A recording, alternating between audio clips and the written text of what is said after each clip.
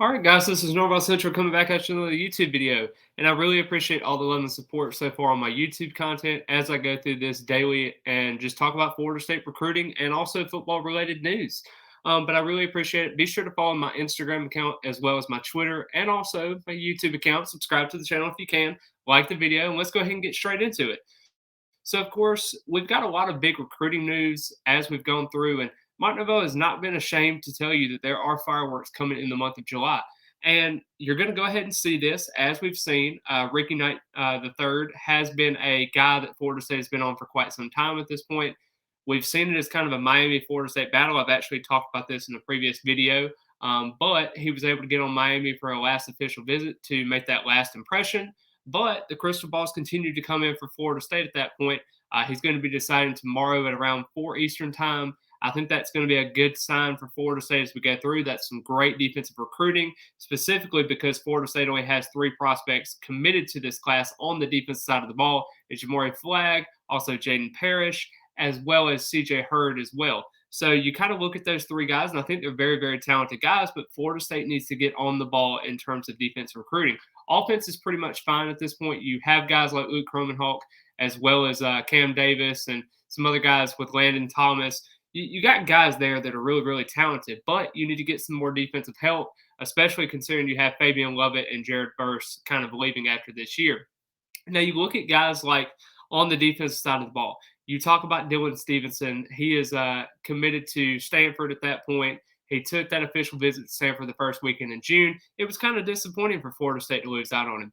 Florida State fans were panicking because the defensive recruiting board as a whole on the defensive line was not where you wanted it to be, especially when you're kind of having a bad taste in your mouth after Keldrick Faulk committed to Auburn and flipped from Florida State to Auburn on signing day. That was another kind of last strike for Florida State fans at certain points because the portal has really masked some of those discrepancies in the defensive line recruiting.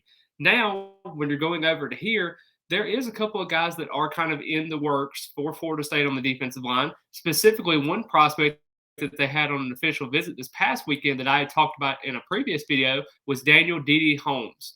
Didi is what they call him by short. He's from Gonzaga High School in Washington, D.C. He is a guy that Florida State really, really likes a bunch. Now, he has taken official visits to Maryland, Rutgers, South Carolina, and also the last visit to Florida State. Now, this is a situation where he may have been saving the last visit for last. Now, on this past afternoon, Brian Don from the 247, he's a national recruiting analyst for the site and everything. And he actually put in a crystal ball of 6 out of 10 confidence level for Diddy Holmes to commit to Florida State. That's a massive, massive news in terms of just trying to get some momentum for this class. And Diddy Holmes actually put on his Instagram live story as well, talking about he had an Instagram live tomorrow at about 2 p.m. Big news, 2 p.m. Eastern time, just to be exact. He put all of the pictures that he had from his official visit to Rutgers, Maryland, and also South Carolina and Florida State. So I do think this is going to be a commitment. This is not going to be a situation where it won't be a top schools list. It doesn't really make a whole lot of sense because you already have 4 schools at this point. What's just narrowing down that list to 2? What is that going to do for you at the end of the day? So I definitely think that this is going to be a commitment as we go through there. And I think Diddy Holmes is a guy they really, really like. I don't ever think he's going to be a top 5 prospect in that regard, but he does have 6'6", 240 frame there that I think Florida State can really, really build on.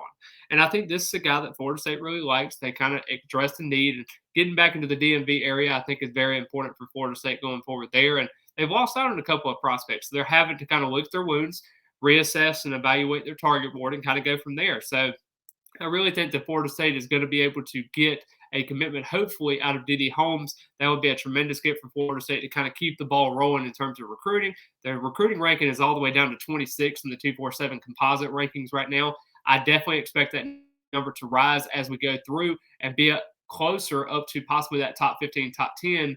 Hopefully by the end of this month is what I'm hoping, because you got guys like Charles Lester that has not even decided yet, Elijah Moore, and some other guys as well. So we're definitely going to have to see how Florida State's recruiting class pays out. But, man, getting Diddy Holmes on this commitment for hopefully tomorrow, that would be fantastic for Florida State and their chances to kind of keep this momentum, keep pushing it forward. And I think Florida State can do a really good job in that aspect. But I really appreciate all the love and support as always. Be sure to subscribe to the channel. As I said before, it's completely free. I'm going to try to put out as much content as I can about the Florida State football as well as recruiting news. And I'm just going to try to keep it light, fun, enjoyable, and hopefully under 10 minutes every time that I post because I want to make sure that I get the information out quickly and pretty much accurate as I can. But I really appreciate it as always, and go Noles.